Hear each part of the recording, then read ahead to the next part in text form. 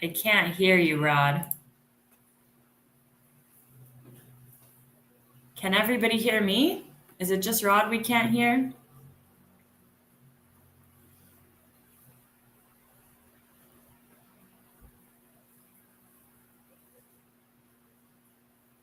Yes. Okay, just you. Well, I was supposed to be leading the show anyway tonight, so it's fine. Maybe Rod, you can go out and come back in and see if your mic works. At least everybody can hear me. We have Rod and Oscar in Panama City tonight. They are kicking off a tour, one of our 7-day tours this month. Well, our only 7-day tour of the month. We also have a 3-day Highlands at the end of the month. So they are welcoming in our group today and kicking off the tour tomorrow. I just heard a little bit from you, Rod, but then now nothing.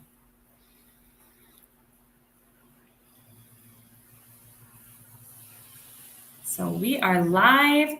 We'll see if a few more people come on and then we will get started.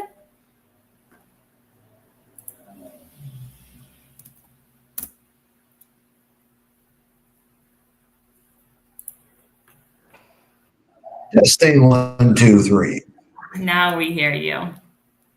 Yeah, you probably didn't want to anyways. There we go. Wonderful. Cool. Thanks for coming on, Rod. I wasn't sure if you guys would be on tonight. Yeah, I would come on. I can manage the questions for you and answer anything you need me to. Wonderful. Yeah, everybody can hear you now. Good. We've got people from all over tonight. Illinois, South Carolina, Florida, Winnipeg, Ontario, California. We've got Carter in Las Tablas. Carter, I'm going to write you, see if you want to have dinner with our group this week. We love to invite expats in Panama that are already settled here and are people on the tour. That's like their favorite part of the tour, getting to meet expats that already live here, learn from their experience, and hear about their life here.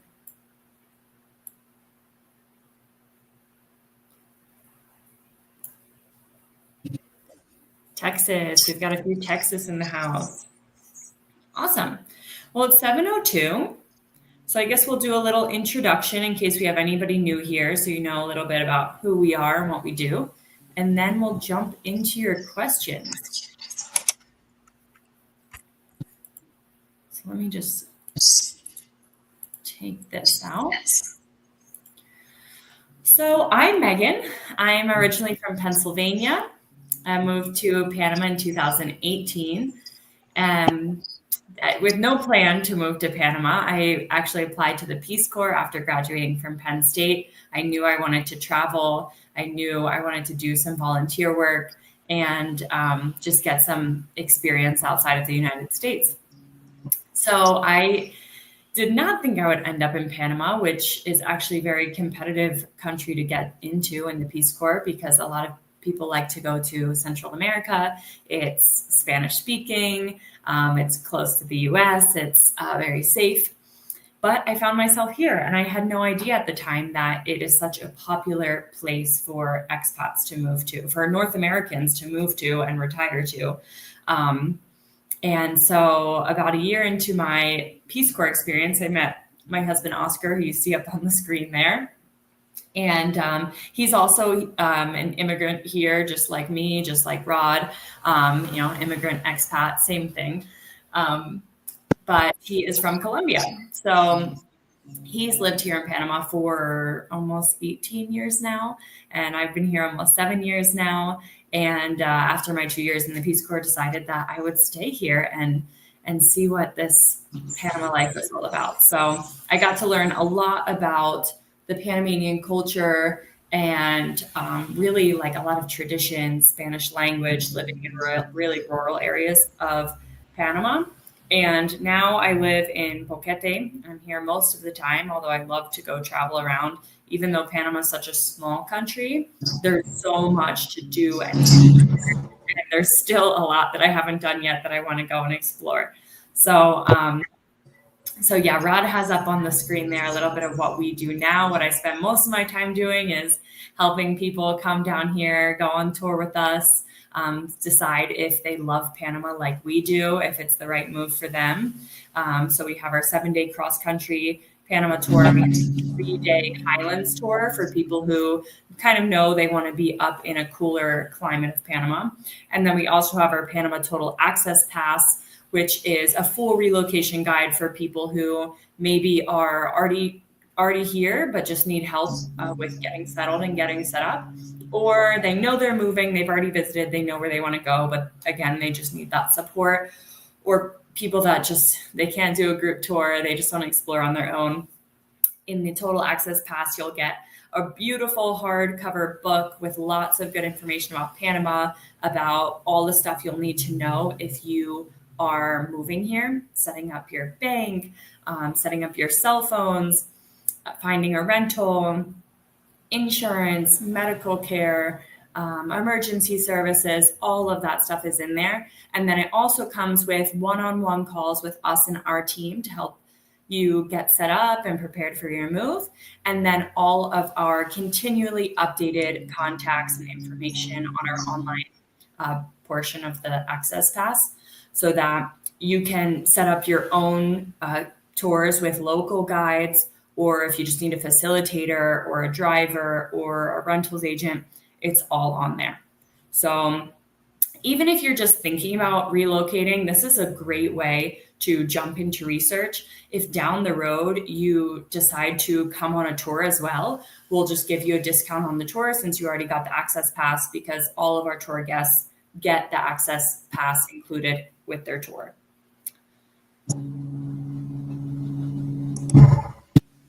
That's me, Rod. Do you need a little introduction? Okay, well, I'll do a short introduction this time. How's that? Sure. My name is Rod. I'm from Vancouver, Canada. I've been here 14 years. Love it. Never going back. But this all started 14 years ago when I was here for 3 months and I was in trouble as a brand new expat, knew nothing. I had really bad advice down here. I ran into people that just, they, advice that worked for them, but did not work for me. I ended up with a vehicle that I thought I owned, but I actually didn't. Somebody else did. The guide. I ended up with a lawyer who wanted $40,000 for a retainer. And it was one thing after another, and I was ready to go home. Then 3 months later, I met Oscar, and Oscar said he was already here. This 14 years ago, folks, which puts him as the longest person in, like, officially still doing relocation tours for people in that Panama that we know of, like officially monthly doing relocation tours. So he helped me out. He got me set straight. He got my vehicle fixed and got me set up with a driver's license, so it was legal. Got me set up with immigration. It was a lot less than 40,000. Just one thing after another, and within a month we were in business together. We did a lot of tour stuff, like local tour stuff, but our focus always ended up being helping expats come here. But our focus, we found around 2015, 2016, were fixing expat problems because they didn't do it right. So we started working on a plan to fix that, and we did.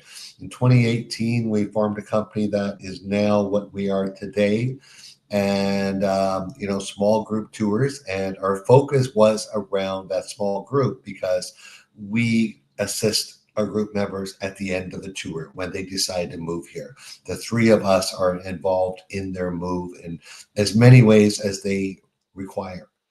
And then we brought on this year also the Panama Total Access Pass, because unfortunately, not, obviously not for us, but for many people looking to come, our tours sell out.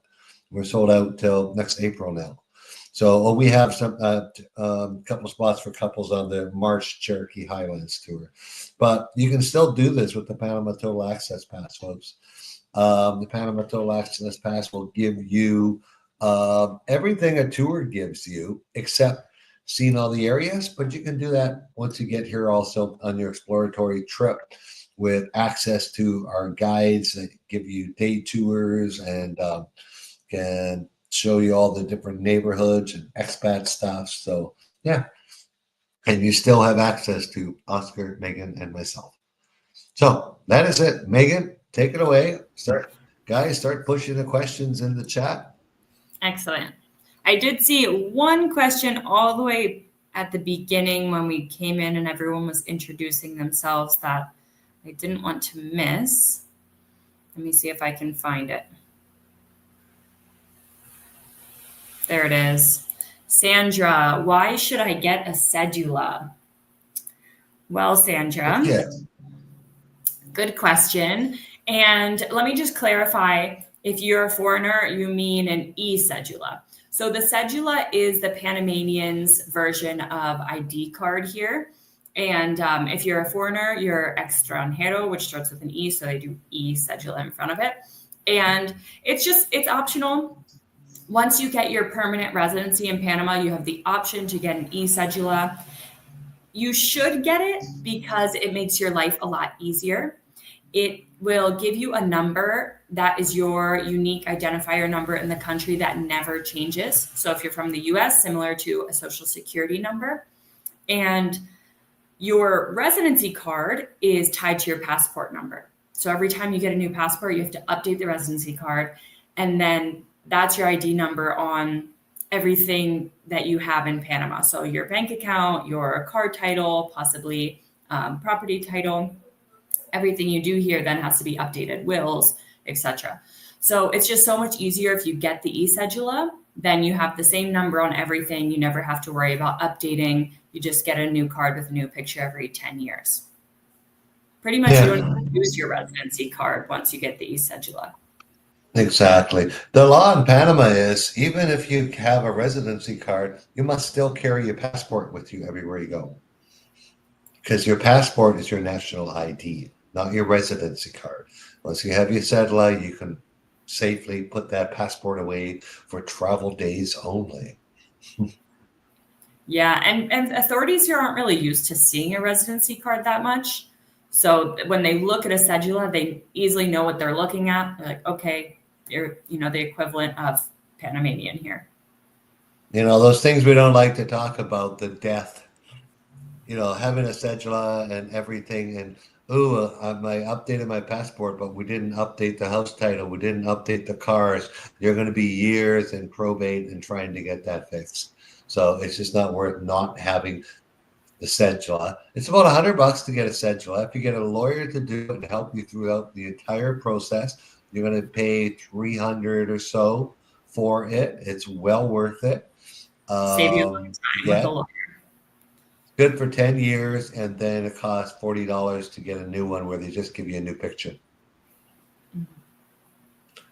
Okay, moving ahead with questions. Yeah, a lot of people, everyone has thinks that we're still a disaster zone and everything's closed. And, I got questions today about it. I know, Greg.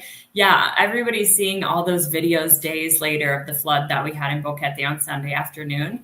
Definitely, there's still some areas that are going to need some work to repair along the river, the sides of the rivers, some of the landslides in the mountains that need some repairing. But everything was pretty much cleaned up by Monday, Tuesday. And there was no injury or major incident. There was mostly just the videos that you see of the cars in the flood. They were parked too close to a river. Yeah, that was the problem.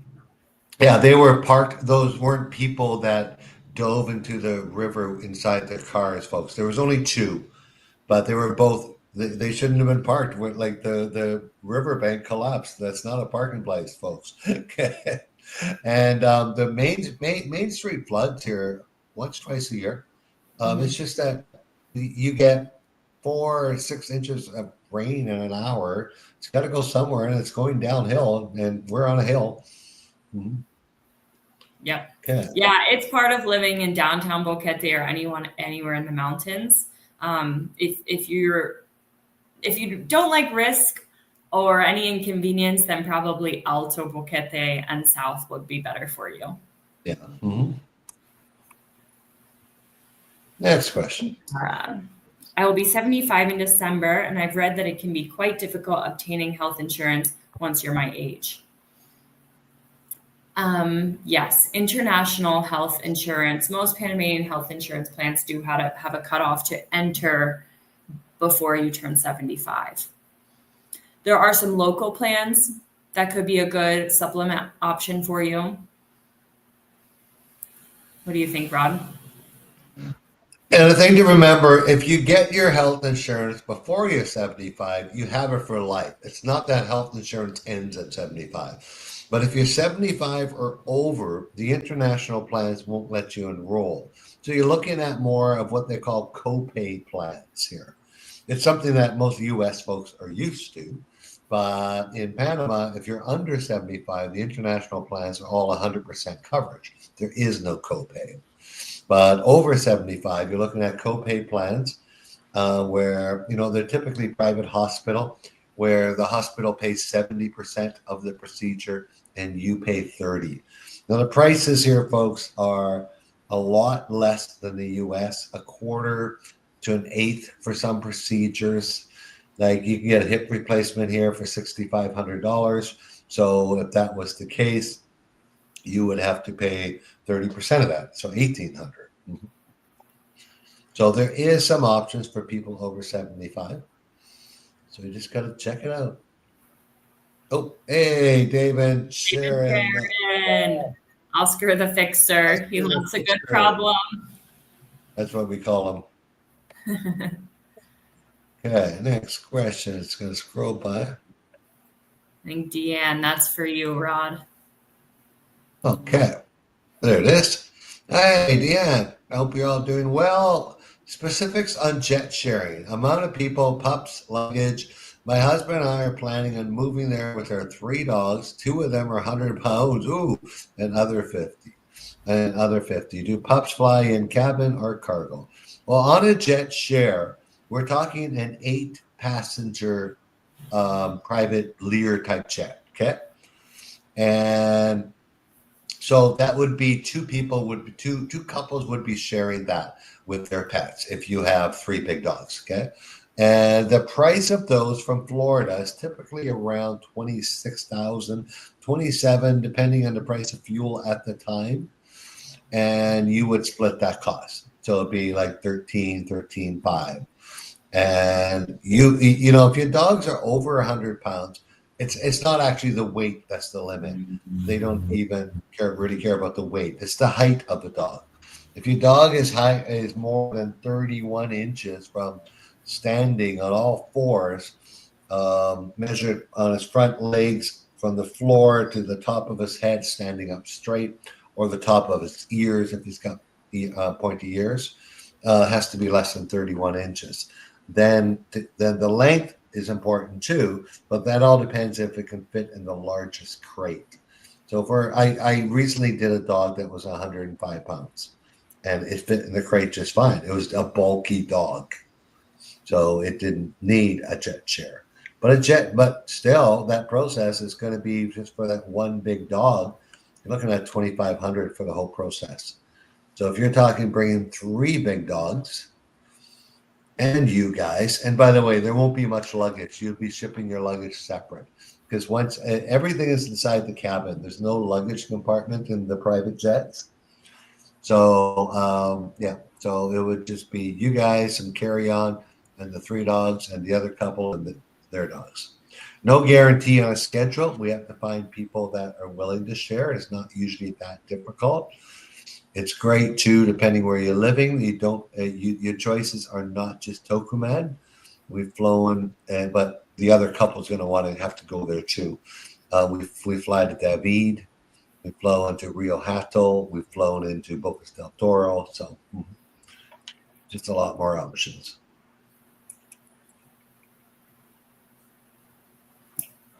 Laura, have you heard of any potential changes to visa options for US citizens looking to move to Panama in the near future? More requirements are harder to get. No, no, we haven't heard of any changes.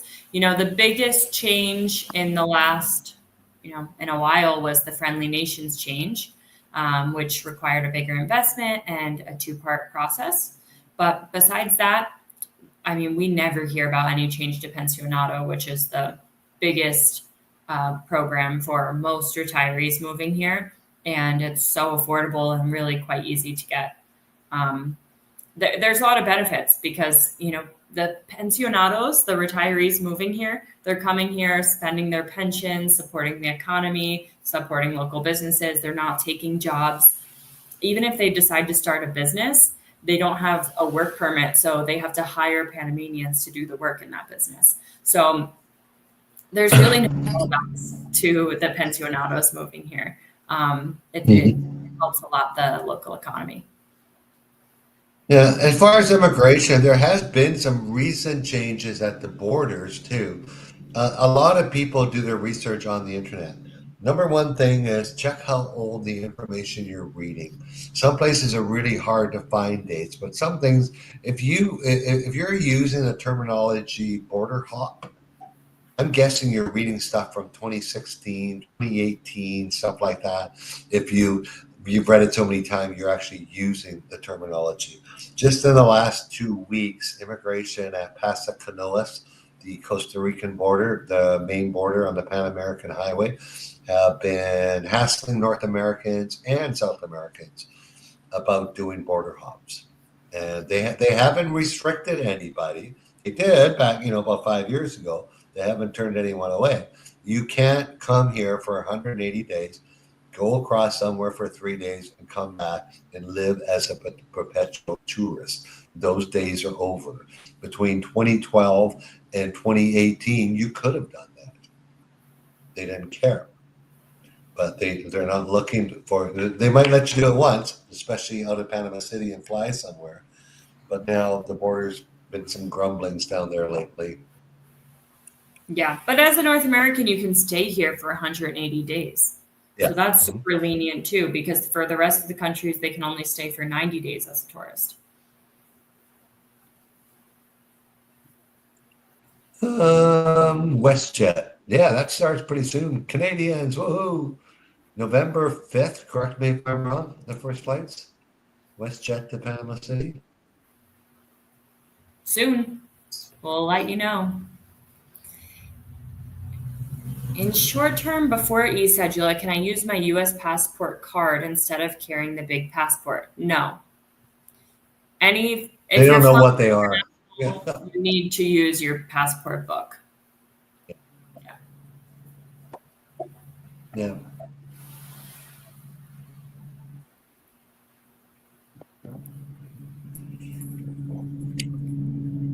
No, e-cedula is not a citizenship, nothing. It's just an ID based on permanent residency. Doesn't affect your Canada pensions whatsoever.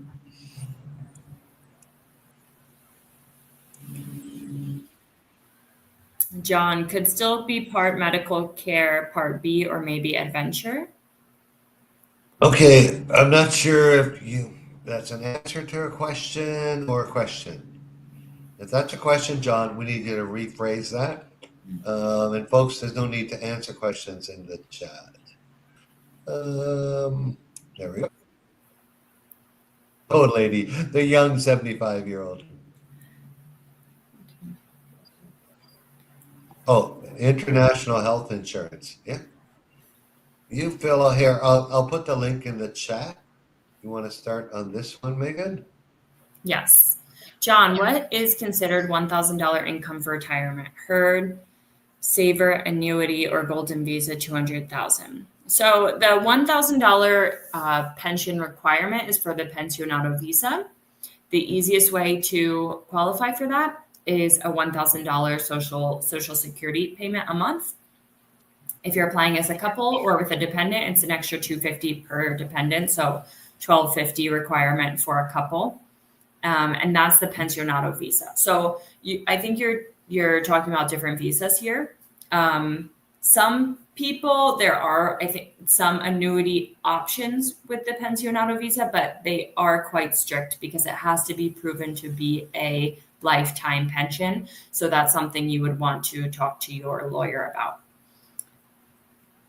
And then, Exactly.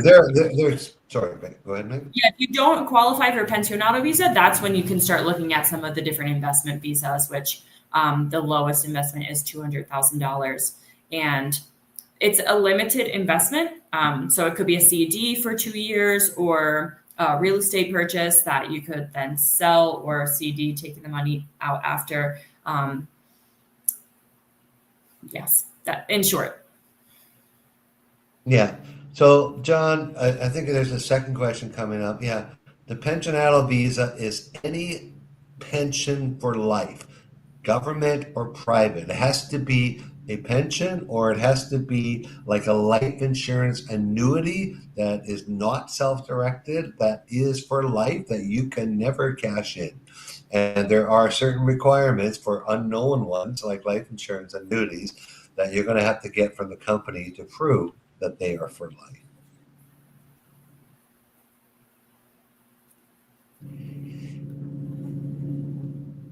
How much are those plans per month for healthcare insurance? I know there's a deductible. What about monthly premiums?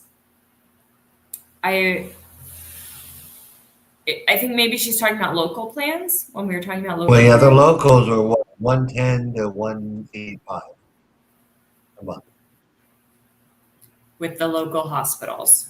yeah, depending on your age. And it's a copay, not a deductible. And then internationals can be anywhere, depending on your age, from $100 to $500 a month. And they can vary greatly based on provider and plan, whether there's copays or deductibles or none. Okay, from Gira.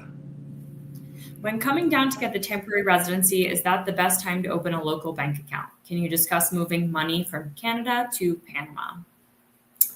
Yes. Yeah, pretty much. As long as you'll be here long enough. As soon as you apply for temporary residency, you can open your bank account. It can take a couple weeks. So you just want to make sure that you're here in person long enough to get that done, and that you come with the requirements that you'll need.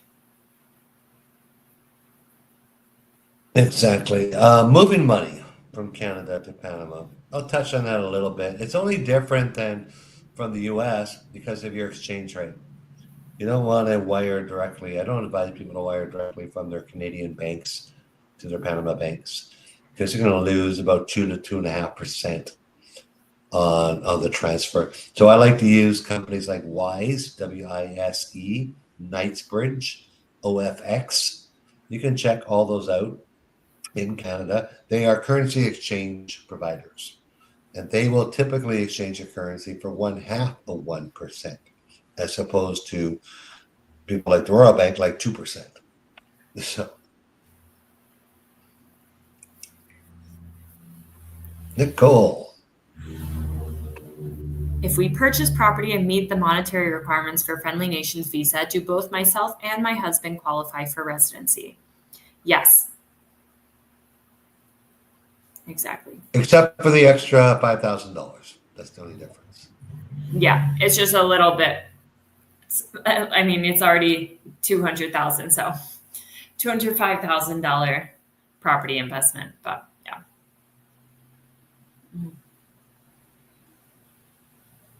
How and who? Papers from my attorneys. I'm not sure exactly what you're asking. Maybe clarify for us first. Do you understand that, Rod? Yeah. What about getting papers from attorneys? If you're talking about the entire process, you have to look back in our YouTube Q&As for entire 1 hour sessions about how to get a visa, because that's how long it would take to answer. But Elaine, and yes, not Alan, Elaine. Eileen. Elaine and Bob, yes, Eileen. You like honestly, I've seen your questions and they're all excellent questions. You people, you should be answering these questions. But if you have so many of these, you need assistance or you're going to do it wrong. So I just put the link in the chat again for to look at it. Panama Total Access Pass. It's a little as $500 expense. And the thing you're having right now with us two who know a little bit, we can have our own just with the YouTube. So that's what the Panama Total Access Pass is about: getting you to Panama without making mistakes. But if you Yeah. want to rephrase that question about the We're attorney, Yeah, I mean, we're hmm? happy to connect you directly with our attorney. If you're thinking of collecting paperwork to start the immigration process, you need to be working directly with a Panamanian lawyer on that. You don't want to start Yeah, getting paperwork before you're connected with a lawyer. They're going to be guiding you throughout the process. Chris, we want to go there in the next couple months. Can we make arrangements to meet with you and lawyers, etc.? Can we bring a lot of our paperwork ahead of time? Yes. Next couple months. So that means you want to connect with a lawyer now. And yeah, like we just said, make sure that you're collecting the correct paperwork, that you'll be ready to apply for residency on your visit if that's what you're trying to do. Yeah. Yeah. If you want to start, if you want to apply for residency in the next couple of months on your visit, you need to work with a lawyer now. We're happy to connect you with one. And also, if you're really seriously planning your move, like Rod said, look at our total access pass and we can jump on a call with you within the next week and get started on helping you with all of the things. yeah. After the lawyer, there's going to be 50 other things you're going to come across in this move, whether it be insurance, a driver's license, moving some stuff here. Just one thing after another are going to come up, and the Panama Dual Access Pass will cover that. And don't bring some of your paperwork. We have so many people do that, and they come here and they don't have everything. So if you work with the lawyer from the beginning, and it only we've had people do it in 3-4 weeks and they're ready to come. They send what they have. The lawyer said, no, this has to go to this notary, this has to go to the consulate, and you also need this, and I want to see a letter from here, and boom, you got everything great, and they'll come. Boom. And then you hand everything as a package and you go. My Okay. husband got the retiree visa. However, I'm not officially retired yet. Do I need the Friendly Nations visa? So it depends. If he has a pension of $1,250 a month, then he could bring you as a dependent on the pensionado visa. However, if you don't want to be retired and you're looking to possibly work in Panama, then you would need to go Friendly Nations visa because that will give you the option to get a work permit. That's absolutely right. She's clarifying that. Yes, you're exactly what Megan said. John, yeah. You're going to wire from Charles Schwab if you have that type of an account that gives you your wire fees back. And from the US, you're not exchanging money. The other thing I was referring to was for a Canadian who has to exchange their money from Canadian to US dollars first before they send. Mm-hmm.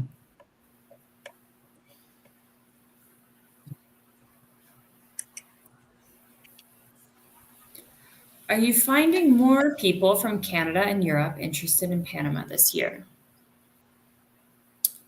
I haven't noticed that. Have you, Rob? Well, I Same. Canada has always been very strong, even as a percentage of population, a bit stronger than the US. But we are getting more European people now interested.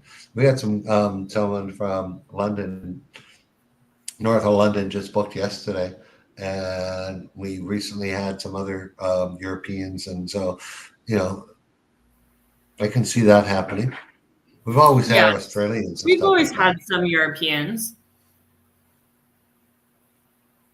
Certainly, there is a great mix of US, Canadian, and Europeans throughout Panama. Mm-hmm. Sandra says, I will be going on tour, and after the tour, how long should I stay to do my pensionado visa and e-cedula with the lawyer? At least a week. Yeah.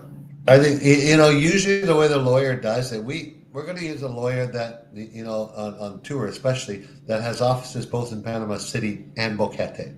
So come in a few days early, you can get you can meet with them and all the paperwork in order, they're going to submit. And then at the end, of the tour, you'll be ready to get your temporary card like a week after. So, yeah. So the whole process, a couple of weeks, give or take a few days, Yes, depending on you could do it. Yeah, in Panama City or in David. I think Panama City is a little bit more organized. We see more people do it in Panama City because they schedule appointments a little bit easier. But you can stay a week before, a week after. Just make sure to message us and we'll get you connected with the lawyer a few months ahead of time so that you can be prepared. And that way you can plan your tickets and your stay and have all your paperwork.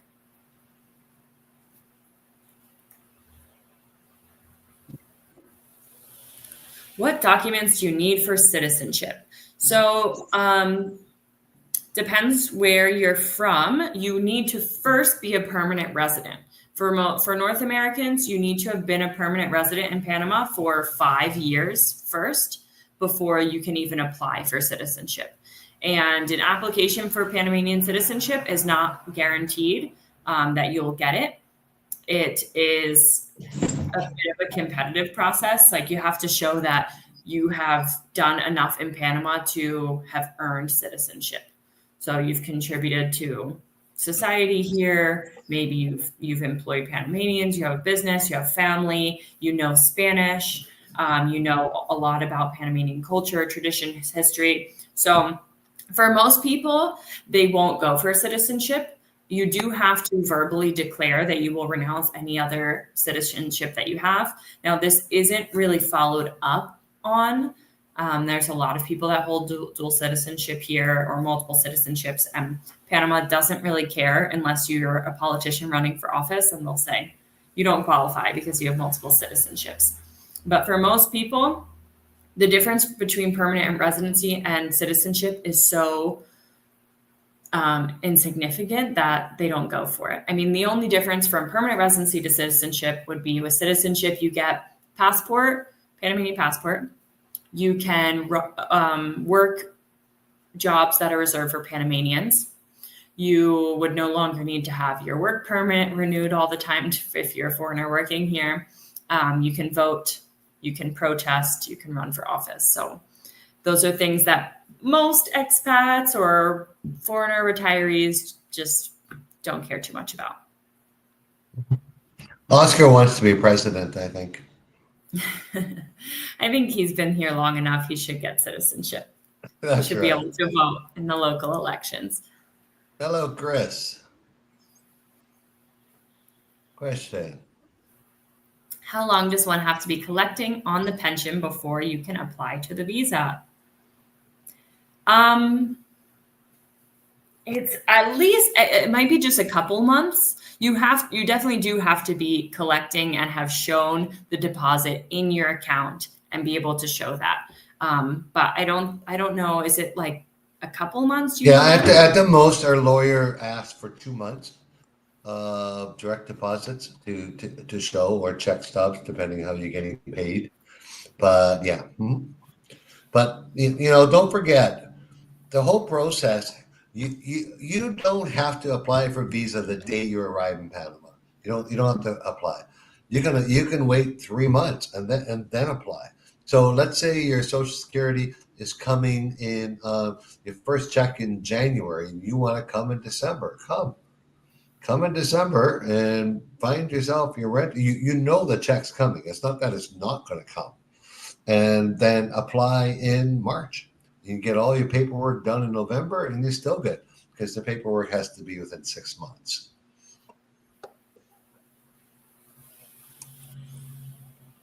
Nicole, when you own property or are able to rent an extra casita or cabana on the Friendly Nations visa, are you able to rent an extra?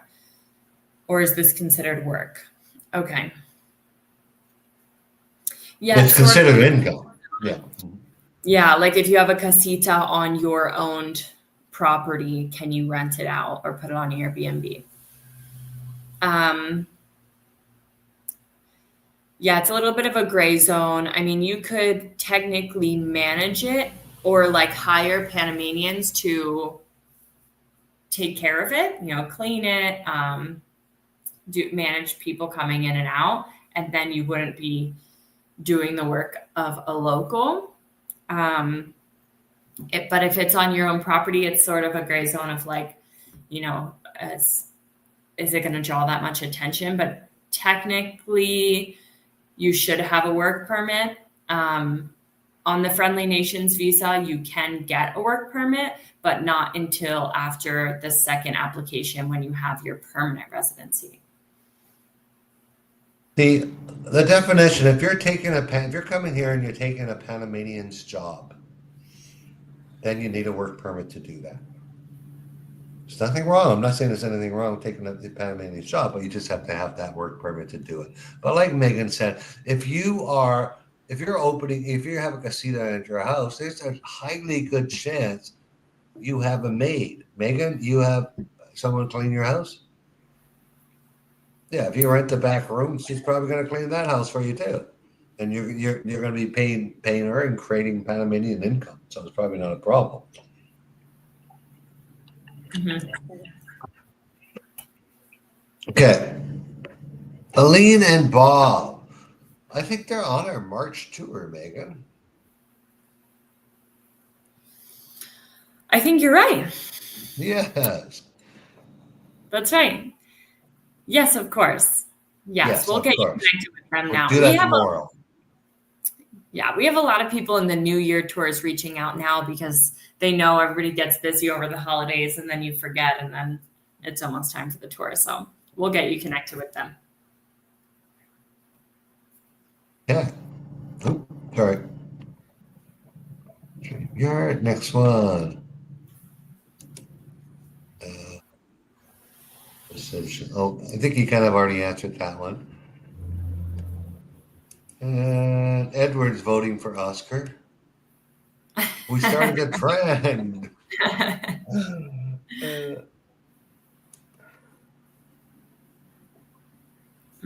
Sandra, is it easy to figure out how to do your cell so you can call home to Canada? It's pretty easy, yes. For some reason, everybody thinks it's so hard and nobody does it right. And it's so much easier if you set it up while you're still in Canada or the US.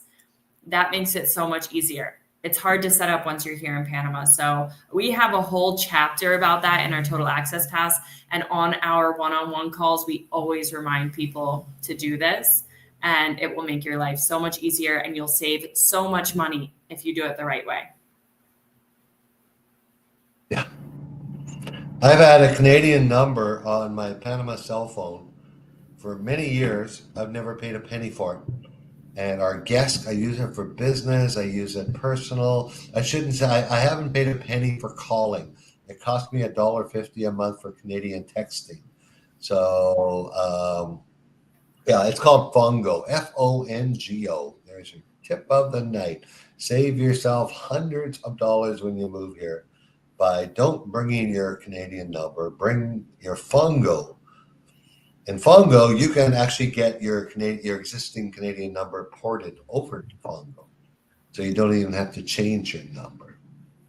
And that's for Canadians. Yeah. Panama, Megan, do you want to answer this one? Yeah. Can you tell us about taxes? Worldwide income made in Panama, tax treaty with the US. Right. So you are only going to owe taxes to Panama on Panama earned income. So if you are not running a business in Panama, sourcing it in Panama, then you don't owe any money to Panama on that. So if you're a remote worker, if you have companies in the US, Canada, Europe, and you're earning income there, then Panama doesn't care about tax on it.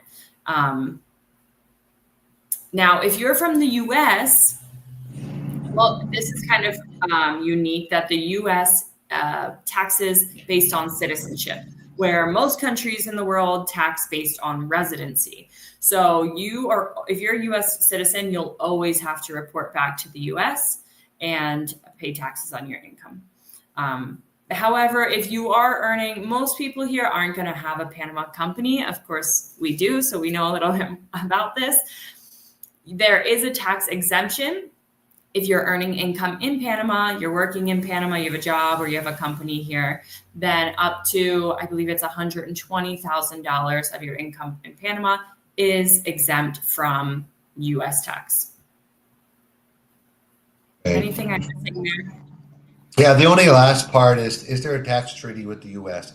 There's no official signed tax treaty between Panama and the U.S. There's what they call an implied tax treaties, so that to avoid double taxation. So for number one, obviously, in Panama, you would not pay any tax on your U.S. income, whether it's pension, whether it's your stock dividends, whether it's your RSPs, because none of that is Panama sourced income. So Panama, you will never get taxed anyway, so you don't have to worry about it. But if you, like Megan, she talked about the $120,000 exemption because Megan's a U.S. citizen, so she could work and make up to $120,000 here without paying U.S. tax on it. But then over that, there is the implied tax treaty that they would subtract the amount that she proved that she paid in Panama taxes.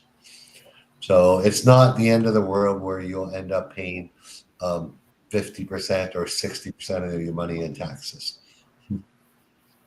Yeah, and Panama has a pretty fair, easy to understand tax system, which makes it attractive to people who are living in countries with residency-based tax systems like Canada, because if you leave Canada and are working remotely and living in Panama, then you don't have to pay in Canada anymore. And well, it depends. It depends on your situation if you have to pay in Panama, but and then the property tax, if you own property, is so low here. It is kind of amazing. So we really like the tax system in Panama.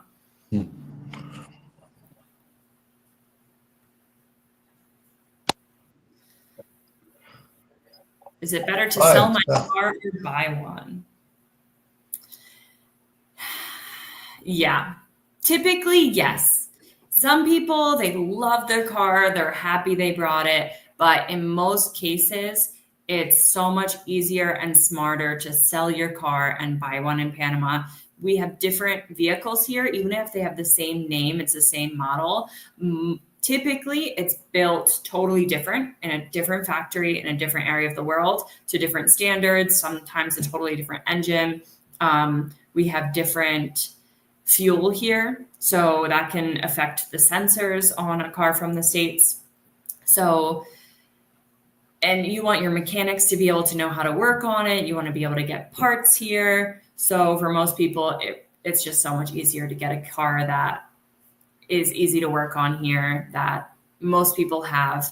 And think about where you're going to live in Panama when you're buying a car. So if you're in Panama City, you can buy from any of the dealerships, any of the different brands of cars, because you have service there, you have parts, they have accessibility. But if you're out in the country, you're going to want something where they know how to work on it locally. You'll want some high clearance, either 4x4 or all-wheel drive, to get you on all those different types of roads. I mean, even if you're not planning to go off-roading, a lot of times there's potholes or not the best places to park, kind of deep shoulders on the sides of the road. So it's nice to have if you want to be able to explore.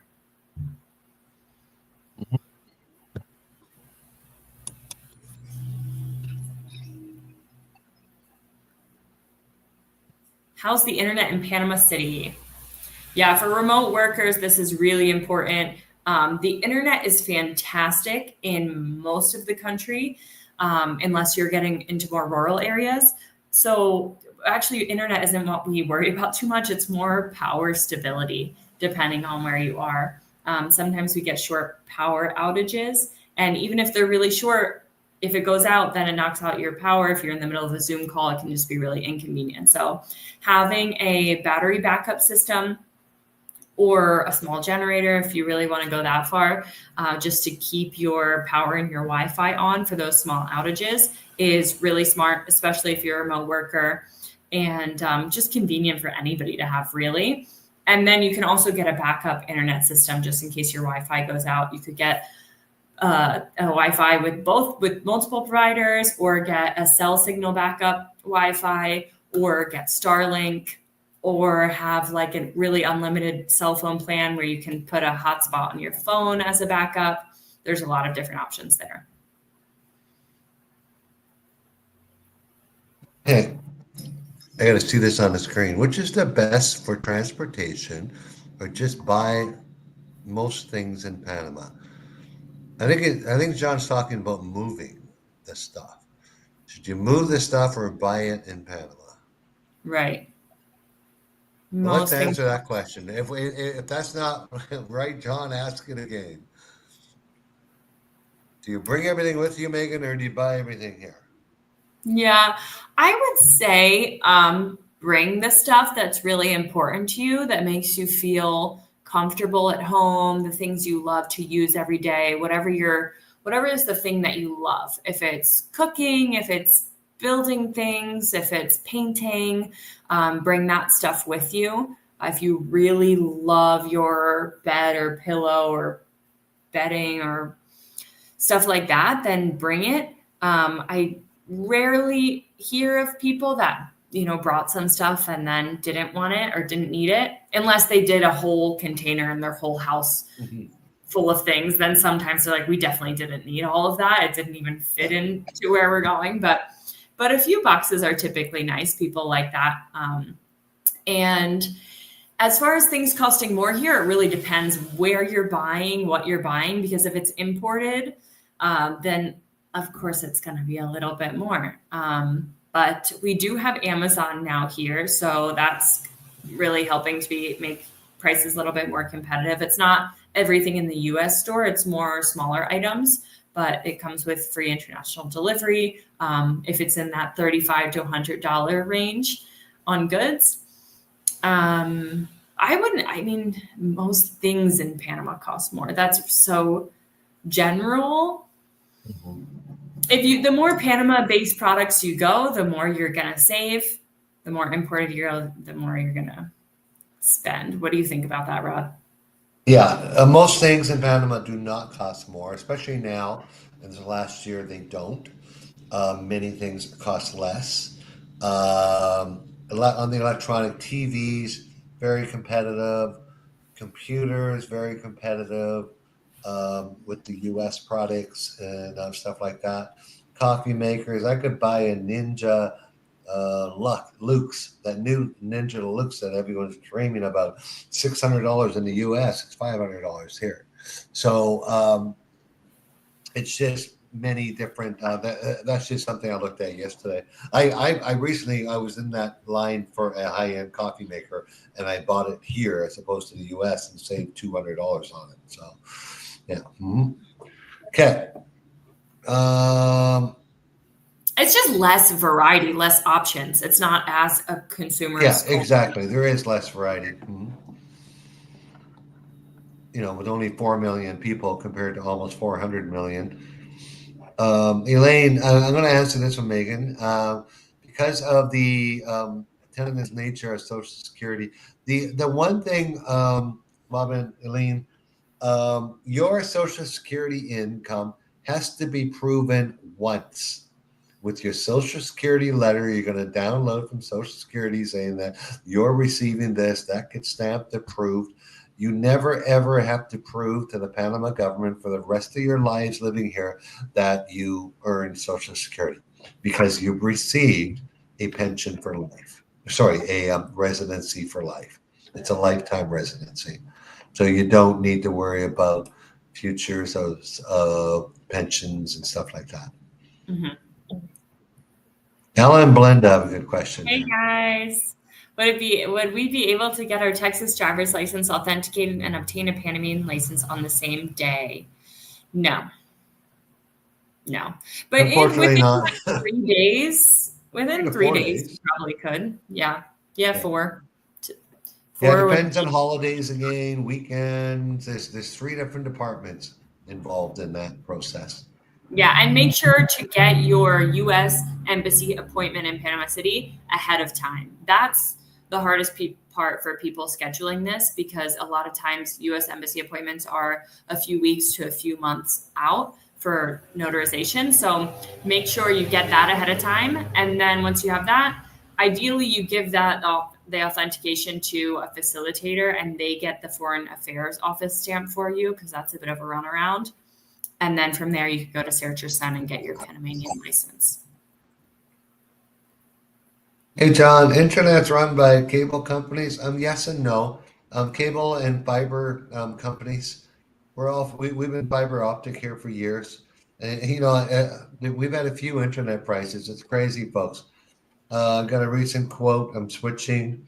I switch every couple of years because the prices have gone down here in internet and speeds have gone up throughout the years. It's now $33 for 1,000 meg speeds, like $33 a month. And you can add the basic 180 channels of TV for $5 a month. So it's a little crazy. Okay, we're getting down near the end. Thrift stores. Wow. Okay, there we go. Thrift stores. Yeah, his girlfriend Yes, likes thrift stores. of course. There's so many Okay, thrift stores here. yeah, so many. It's actually more like what would you call it? Like overstock stores. Yeah. That's what Ropa Americanas. It's a lot of stores that like stuff that didn't sell in the States that gets shipped down here to sell for cheap. A lot of those, but like same thing, you're Yeah. looking through everything. Very few like secondhand type stores. Yeah. But the remate stores, like they're $1, 50 cents, $2. That's what the clothing and products are worth. So Yeah, it's like it's like secondhand. TJ Maxx and Marshalls, but better This prices. is a, this is a great question, Megan, that people can't grasp. We don't have a mail system, so how do you get your Amazon delivery? I know it is a I always little. tell people it's the same way I get my pizza. Yeah, no addresses here. Like, how do we Yeah. get delivery? This is why it's so important to set up WhatsApp on your phone. If you haven't heard of the WhatsApp app, it's a free app for text messaging, phone calling, video calling. It's how everyone communicates in Panama. And we also share our location on WhatsApp. So if your friend invites you over for dinner, they're going to send their location and probably a picture of their house or their driveway to you. And then you're going to open that up in Google Maps or Waze, and that's how you get there. And the same thing with deliveries. They're going to call you and say, hey, we have a delivery for you today. It says you live in this neighborhood or on this road, but can you share with me your actual location? And you do that on WhatsApp, and that's how they find you. Unless you live in like a more metropolis area like Panama City, then you have a name of your apartment building you can give. Okay, we'll rip through this very quickly. Steve, rent a car. How do you rent a car? Simplest answer. Go to places like, if it's just for like a week or two, whatever. Do not rent from the international sites. Go to their affiliate partners here in Panama. So it would be budgetpanama.com, thriftypanama.com. That way you will know what you're actually going to pay.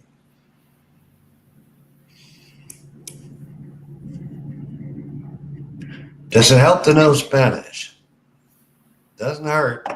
Yeah, every little bit helps for sure. Yeah. Okay. It's hard to learn before you get here. Once you're here, you can definitely practice a lot more. And I know All Sandra right. says mail to your house. No mail Yeah, to well, your not letter mail. We don't get letter mail to the house. Let me tell you guys, you know how the electrical bill is delivered in my neighborhood? There's a guy in a scooter, rain or shine, up and down the street. He pulls over, he finds my bill somehow sorted. There's no envelope, nothing. It's just a loose bill, and he sticks it in my fence and drives away. Well, it's either windy or raining, so I typically don't see it. But also, it's getting delivered to my email at the same time, so I don't know why they still do it. So yeah, it's nice not getting junk mail, and I kind of like it. Okay, Megan, we are finished with questions. We're not going to look anymore. It was a good night. We just want to talk a little about what's coming up.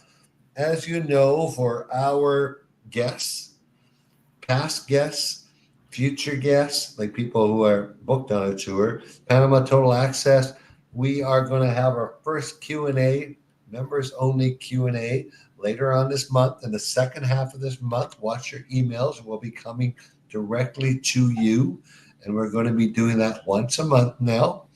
And we're going to deep dive. You're going to meet the lawyers. We're going to talk about wills and healthcare directives and really get into the legal framework of Panama, real estate law, and just get into every question that you might have about from immigration to getting yourself buried here. And then next month, we're looking at doing, getting into finances, getting into what to do with those RSPs and IRAs and whatever investments you have. Should you move them? Should you Caribbeanize a little bit? Should you become a non-resident of your country? Stuff like that. So those are the things we're bringing to people who are already, have come on our tour, who are booked on a tour, or have purchased a Panama Total Access Pass. So for those of you still thinking, I have put a link. I think there are 3, possibly 4. I don't know if that last sound was a Panama Total Access Pass left this month.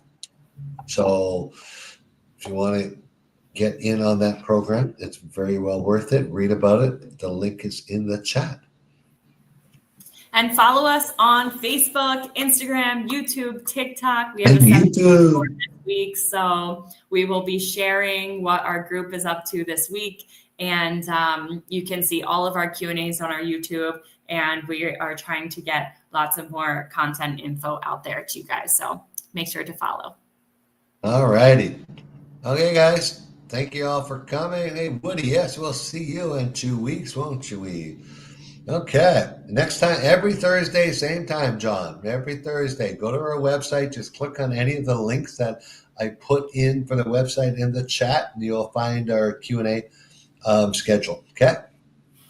All right. Hasta luego. See you guys. Oh, by the way, I have to say